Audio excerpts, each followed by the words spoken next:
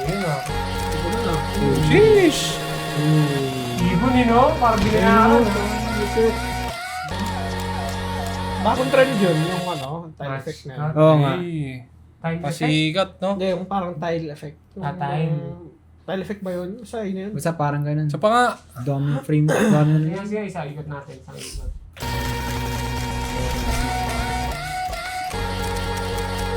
Sige, sumasabay-sabay eh. Yung ibon na yun ano. Oo. Gogi. ganda din ng effect na yun, no? Parang, nag-e-error. Yun nga yan. Ah, Tapos yung yun. kanta pa, no? Sabay. Tsaka parang ano siya tag dito. Yung video niya yan, parang showcase din yun, no? Oh, parang Parang, reel. ah, Reel parang- niya. Kasi ang kilala ko siya sa storytelling Storytelling. or yung siya eh. Pero to iba kasi parang nga nag-showcase lang siya ng siguro wala lang siyang maisip. I mean, nan-trip lang siya, di ba? Ginawa niya lang. Lakas siya naman mga trip. Ganyan trip niya, pre, no? Rapper-rapper niya sa liit. Hindi. Kaya. Kanya lang yan eh. Kayo, ano masabi niyo? Wala, ang lupit. Ano ba? May masasabi ka ba sa ganyan, pre? Kumbaga, Sino ba nakakakilala sa kanya? Oh, yan, Bukero. napalaw ko dyan sa TikTok. Si Ajan Buko. Ano ba mga trip niyan? Ano siya eh, storytelling siya eh. Parang mga, kunyari, yung mga ginagawa niya minsan, lalo sa AI, sa Higgsfield, pinapromote niya yun eh. Parang mas mapapaganda yung edit mo pag gumagamit ka nun. Ayun, halos lahat ng niya, timeline niya sa TikTok, puro ginagamitan niya ng ganun. Tsaka dito, feeling ko di niya ginamitan ng Higgsfield eh. Parang, Ay, hindi, sinukis siya hindi talaga yun yung, niya, yung temahan niya. Oh, yeah. Hindi yan talaga yung tirada niya. So, yung tirada niya, yung, may mga tutorial na, Oh, yeah, ganun. More on, sorry, parang sa story. mga parang mga Explanation. Parang Gox. Oh, yeah, Gox. parang ganun nga din. Pero Pinoy siya. Oh, Pinoy siya eh. Nakita ko sa comment niya eh. Tinanong siya kung Pinoy daw siya eh. Ano Ikaw, sabi niya? Opo, kuya. Hindi, sabi niya. Opo, daw. buddy. Sige, kaya niyo ba yung mayin yan? Sige, try natin. Kaya. Ikaw, M. Feeling ko. Oh, kuya. Ito, Paano feeling yan? ko. Paano ginawa yan, M? Kaya pala eh. Sige nga, Em. Yan. Ayaw, patay. Tasay lang natin saglit. Okay. Oops. Morph? Ay, Oo, parang distortion shit. Parang ganun, no? Tapos inverted yung una. Morph, naka-multiply. Parang ganun. Para, Pero di ko- naka-negative. Pero di ko pa siya nakikita sa Premiere. Yung morph. Yung ganyan. Di ko pa na siya natatry. Diba nakikita akong tutorial, DaVinci. Ganun. Yung morph, Ay, pwede rin After Effects, ganun. After Effects, mas effective yung morph dun. Sige, isa pa.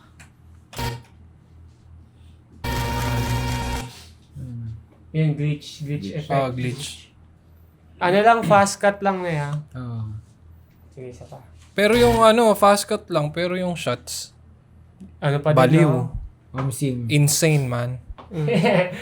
Tsaka ang daming orasan na yan. Ginamitan niya ng Pero feeling ko green screen siya eh, no? Tapos yung background Orasan. na, diba?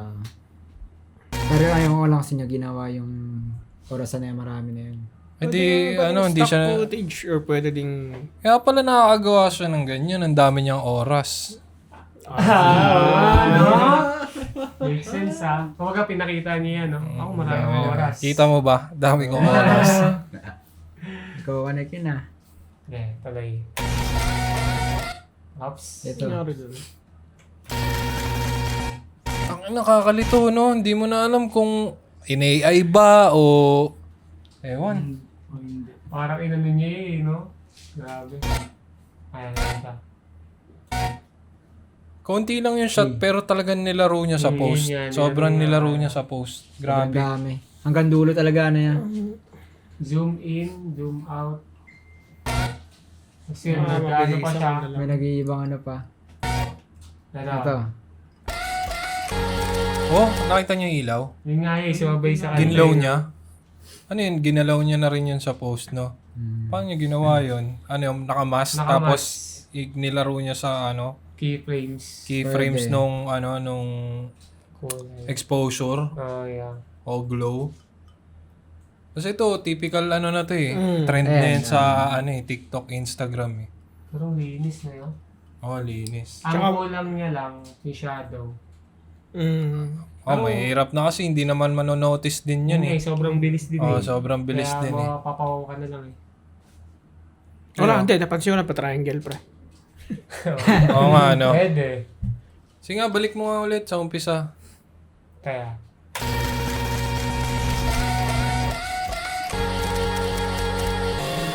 Ayun o.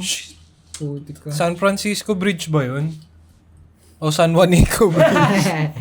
parang ano siya eh, taga-ibang bansa siya eh, no? Oo nga, Kasi yeah. parang ano yun, Golden State ata. Ah, oo nga, oo nga. Oo nga, San Francisco. Bay Area na yan. Oh, Bay. Oh, San Francisco Bridge nga yan. Diyan ako eh. Ang galing ng ano yan, nung ibon talaga. Ah, saan? Di ko napansin. Ito yung sa kanan. Binayaran yan yung ibon, feeling ko. Nautusan yan? Ayun o. Oo, Sakto-sakto eh. Anong effect yan pag ganyan? Naka-clone siya eh, no? Yun nga eh. Pero Kumbaga parang mas... Hindi ko alam. Oo, Parang nakapatong na siya. eh. Di ba?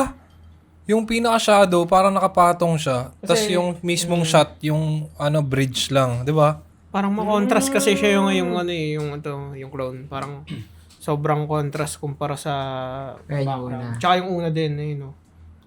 Or pwede, ewan. Siguro ibon, yun yung ano, kasi sobrang baba naman ng lipad. Ewan ko, di ko alam eh. Possible. Pero, O naka-double exposure. Parang double exposure pa yan. Hindi. hindi yan, ano eh, roto eh. Oh. Oh, naka-roto. Tapos inano niya siguro to. Initiman niya. Again guys, yung roto, yun yung parang ginagamit sa pagmamas para malipat mo yung minas mo papunta sa ibang frame or sa yan, kunyari ito, yung silhouette. Sa roto, automatic yun na pag click lang, di ba ya? Click lang siya. Yun. Pero feeling ko, mas madali kung gagawin ni A-Roll tsaka ni Lance yan, no? Gagayahin. Hindi, antayin yan. Ipapakita ni Francis tsaka ni Lance kung paano gumamit ng roto. Roto. Mga basic. Tatry natin. Abangan niyo yan, ha? Sim. Sige, tuloy natin. Ayun. Next. Parang ayaw. Gia. Sige. Ito. Error effect yan. Yung sabi mo kanina. Pero sa tingin niyo, paano ginawa yan, buddy? Mga ganyan. Mga ganyang effect. Dinalagyan pa ba yan ng mga ano? Sige ulit yung mga. Pwede konti ah. Yun yung onti. Yung wala nang gusto eh. Ito yung sa dagat. Yan. Parang parang parang i-adjust yung speed, tapos binabalik lang.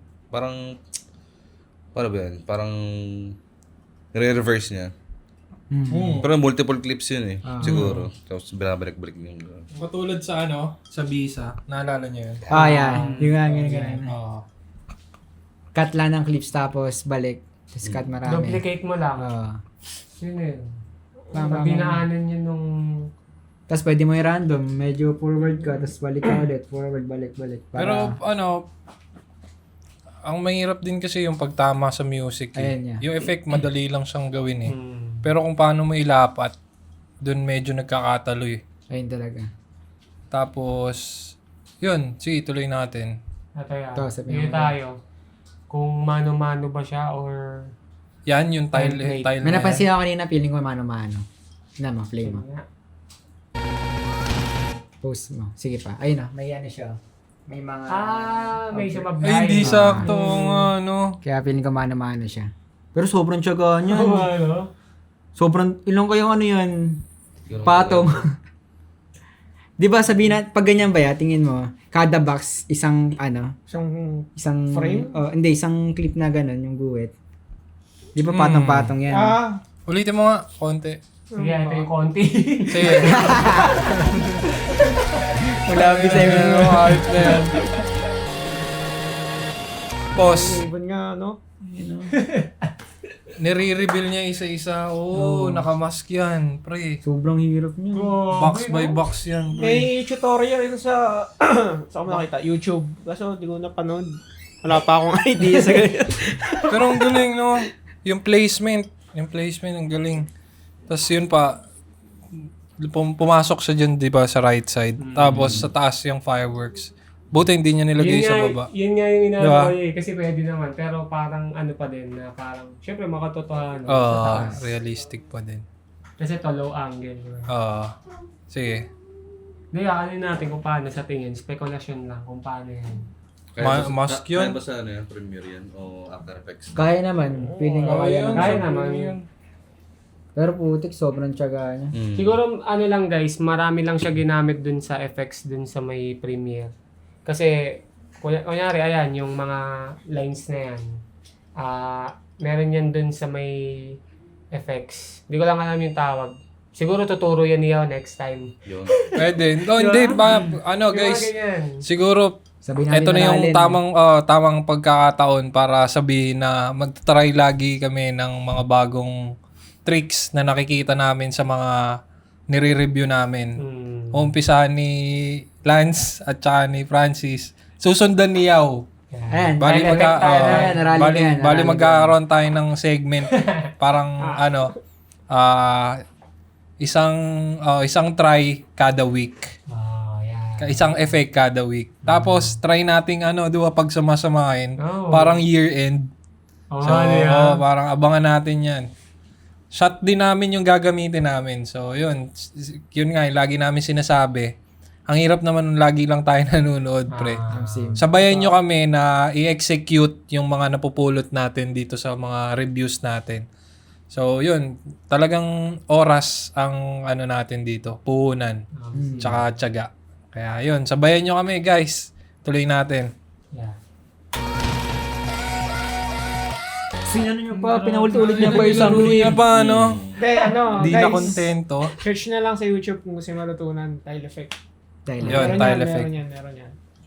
Pero gagawin pa din ni Yao. Oo. Sige. Balik mo konti. Ito yung onte. Sige, sige. Nagbago ah. Sige.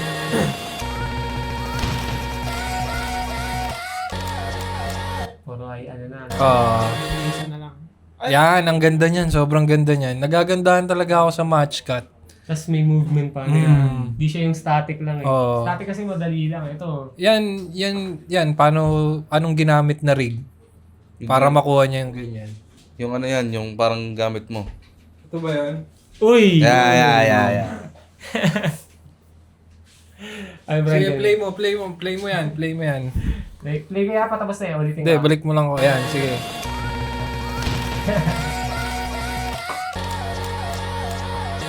Yan guys, sa mga nagtataka kung paano ginawa yung shot na yan. Lalo pag mag-isa ka, ito yung sagot dyan para. ang scene. Uy. Ano tawag dyan yan? Ano tawag dyan? Hindi ko din alam. Pinabili ko lang to eh. Tapos parang 2 beses lang nagkamali. Hindi, para siyang automatic glider. Tapos pwede mo siyang iset na sa cellphone mo yung movement na yun. Naka-center lang siya. O, buksan niya. Napakita namin. Ayan, newer siya. Tapos ayan, parang electric glider siya. Tapos set mo siya sa cellphone mo. Kung gusto mong nakafocus lang dun sa middle, so mag-glide siya simula dito habang umiikot yung camera na nakatutok lang sa center. So yun, to magandang investment to sa mga content creator, lalo na sa Yung mga self-shoot. indoor. Tsaka Self-shoot. Sa mga Tsaka, indoor. Ay nga yan, may nakikita rin parang pag walang pambili niyan, ginagawa nila skateboard ya. Yun, skateboard, si Gox. Yun. Improvise, no? Pero ito, kaya ako binili din to kasi nagpipiling ako eh. So, tinry ko din gumawa ng mga content. Yun, nagamit naman, 2 beses lang. Check So, nyo. check nyo, malaking tulong siya. Good investment. So, yun, Tapos yun nga yung CJ match cut. Same shot lang. Tapos, nagpalit lang siguro siya ilaw, no? Tsaka damit. Hindi, tsaka pwede kasi ito i-set sa pwede siya i-set sa cellphone na time-lapse. Hyperlapse, pwede siya. So, yun, capture siya ng picture. Set mo lang kung ilang seconds kailangan mo. Pero ito kaya, paano kaya to? Parang medyo pa ganun yung movement niyo. Yun, pwede siya. Nasiset to. Ano din siya? nasiset. Automatic gagana. So meron siyang adjustan sa 2 gilid. So pag nag-start siya dito, Gaganon siya. Mm. Automatic siya, automatic. So, meron din naman nabibili na parang gimbal na yung, pwede may kabit yung gimbal mo dyan. Yung DJI. Lalo na yung mga, yung may tracking, yung DJI. So, yun, automatic siya. Pwede mo ikabit yung gimbal dun. So, yun. Laking tulong din pala yan, no? Lalo ang na ganda nung sa, shot. yun, yung mga, sa mga creative shot na lalo na yun, self-shoot. Medyo yun, tricky. Sobrang tricky. Siyempre, standard nun, static, di ba? Static tripod. Yung composition framing lang. Pero yung mga ganong creative na solo ka lang, medyo yun. Mahirap. Kailangan mo talaga ng mga ganyang tricks. Tsaka usually, kung nakikita niyo yung mga creators na yung close-up sa mukha, yung close-up din sa sinusulat, usually, ito yung mas magandang gamitin, di ba yan? Kasi akala ng iba, ganun lang yun eh. Pero pag tinry mo sa mismong camera yun, di siya ganun eh. So, ang hirap pag self-shot ka lang, tapos content creator ka ganyan. Pati setup mo yan, yung mga ambient light, yung mga accent, na-setup mo yan, pre. Oo, tapos babalik ka dun sa camera, okay na ba yung frame ko? Ano bang kulang? Ano bang hindi ba balance? Ay, yung kulay ba? Mukha ba siyang cinematic o mukha bang kalat? Malinis ba? Nakaka-frustrate. Nakaka-frustrate siya sobra. Tsaka isa pang reality dyan niya, putek, bago ka ma-shoot, hulas na yung itsura. Yun yung pinaka dun. Kaya yung ganyan, maggagawa ko ng ganyan, nako, kulang sa akin sa buong araw. Sa sobrang mitikuloso mo na syempre, kailangan magpa-impress ka, ganito yung mo. Pero meron ako isang content creator na napanood na taga-Hawaii siya eh. Nakalimutan ko lang yung pangalan niya. Iko-comment ko dito kapag naalala ko. Ano siya? Ganyan yung style, ganyan yung style niya na parang mga life lesson, ganyan. Pero yung atake niya, pre, sobrang unusual. Nakahubad siya mag-content. Tapos yung angle nung camera niya, bahala na. Tapos yung surroundings magulo. Parang raw. Iba siya parang real shit. Parang ganun. Iba siya. Pero yung atake niya, nandun pa rin yung touch ng pagiging creator. Ng may touch na skills na meron pa rin cinematography. Kasi ganda ng kulay niya. Dun siya bumawi. Doon bumawi na yan. Check nga natin yan. Check ko. Pag naalala ko, comment ko dito. So, yun. Kayo, anong take nyo dyan? Kay Sir Jan Bukog. Shoutout pala, sir. Shoutout. Lupit. So, yun. Kayo, umpisa nyo, buddy. Ako, sobrang effort nung ginawa niya sa loob ng 12 seconds. Ilang oras yung ginawa yan, promise. Wala lang, yun lang. Ganda. Ikaw, M. Ako kuya, sa saglit na video, ang dami nang nangyari. So, ang dami niya rin napakita. Tapos dun sa na kanina kuya sa may parang tinanong mo kung paano niya ginawa yung error. Kasi 'di ba, yung sa low shutter na ginamit ko sa CapCut, may mga effect kasi na nandun na nakalagay, papatong mo na lang. Pwede yun, ha? Ayun, CapCut, nasa para sa mga CapCut CapCut meron. user, no? Sa mga CapCut. Kahit do kunyari, siya, raw, normal lang na video, tumatakbo ka, tapos yun, may effect doon sa CapCut na ipapatong mo yun. Kung ano yung gusto mong effect, kunyari, slow shutter, yun, i-search mo lang doon, lalabas na yun. Tapos yun, papatong nyo na lang doon. Yun, okay na yun. Tapos, Magkakaroon ka ng kaya na effect. bahala kung paano nyo gagawin. Ayun, ayun lang. Ganda nun ma. Ikaw, Lance? Hindi. Sorry. Ang napansin ko lang yung guys, marami diyang uso sa social media sa mga video edit na trick. Marami siya ginamit diyan. So pwede yung kukunan ng inspiration kumbaga. Yes, sir. Paano pala yun, Lance? May tanong ako. Paano pag na-curious ka sa isang effect, paano mo siya malalaman? May ways ba? Para kunyari, gagi, di ko alam tawag dito. Pwede ba siya i-screenshot tapos bigay kay Google? Hindi. Kung magiging honest ako, pag may trip akong effect, nung wala pa akong mga napapanood sa Instagram, ganyan. Kumbaga, pag nag-search ako sa YouTube, barok, kung ano mismo yung nakikita ko. Minsan makakachamba ka, minsan hindi. Pero, kakahanap ng reference sa Instagram, yun, ipon yung mga creator ko doon na pinapanood, naiipon.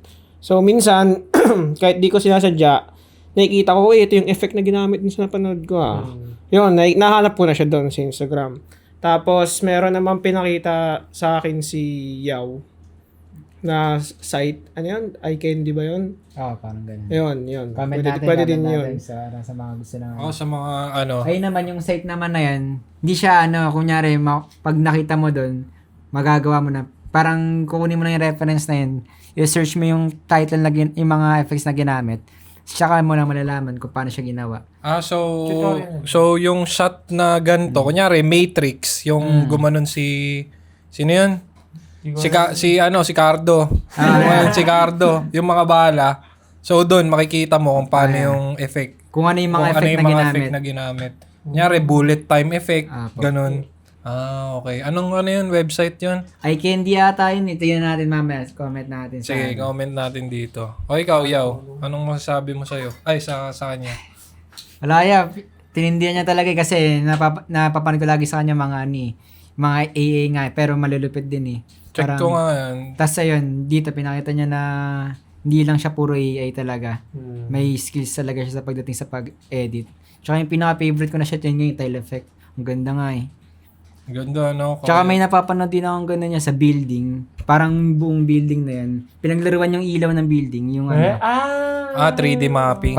pero di siya yung parang ganun na may guhit-guhit na tiles. Pero ganun pa rin yung niya. 3D mapping. Tapos may mga iba-iba yung mga clips doon. Kulay, Sa Disneyland, ganun. Pag nanood kayo ng fireworks, yung mga building sa paligid, nakaganon na, naka 3D map na. So, yung sa kanta, sumasabay din yung visuals dun sa building. So, mapapalingon ka. Kaya, ginagamit na siya.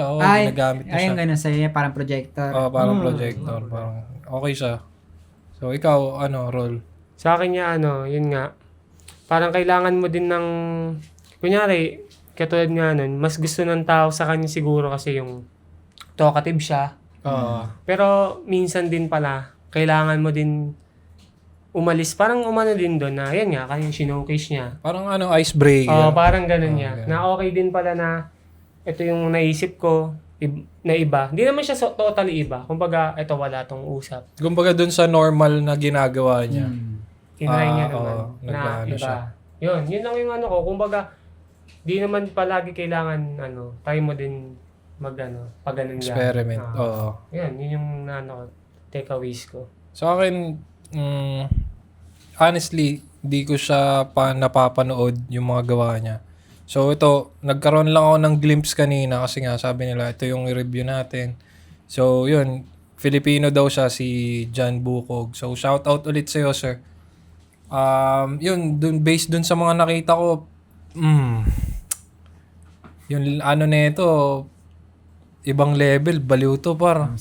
Kung check nyo yung mga social media account niya, hindi siya, kung kukuha kami ng isa dun na yung normal na ginagawa niya, wala, mababaliw din kami, pre.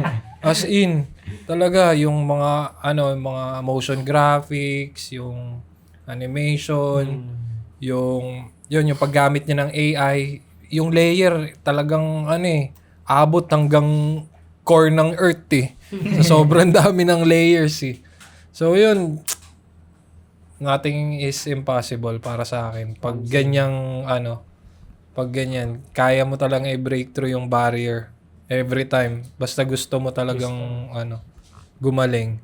So, yun, talagang oras ang, Pinakita niya dami niyang oras. dami niyang oras. So, yun, para sa akin, Legend Lab certified to. Si Sir John Bukog. Hindi to ang huli. Pipili kami ng ng pwede pa naming i-review sa kanya. So, yun. Ano pa? May masabi ka ba sa mga viewers natin? Dito? Guys, Sige. tawag dito? Meron kaming YouTube channel and TikTok, IG. Search nyo lang Behind the Scene Collective. Kulang pa. Kulang pa. Facebook. Ayun din. Behind the Scene Collective, guys. Ilang ano na kayo sa sa Yun nga pala, ilang Happy followers na kayo Ay guys, thank you pala sa inyo guys. Happy 40k followers sa Facebook page. 40k. Thank you sa inyo guys. Sa TikTok, ilan na kayo sa TikTok? 29 point something sa 29 point something K. Salamat sa mga nag-aabang palagi. Thank you guys. Maraming salamat. Tsaka sa mga nagko-comment, sa mga nagme-message. Lahat yan binabasa namin. Yes. Lahat yan gusto naming sagutin.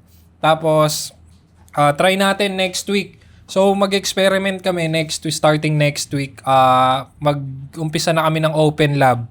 Kakaroon, yung open lab, yan yung mga sinesend nyo sa amin, mga tinatag nyo sa aming mga videos na gusto nyo ipa-review.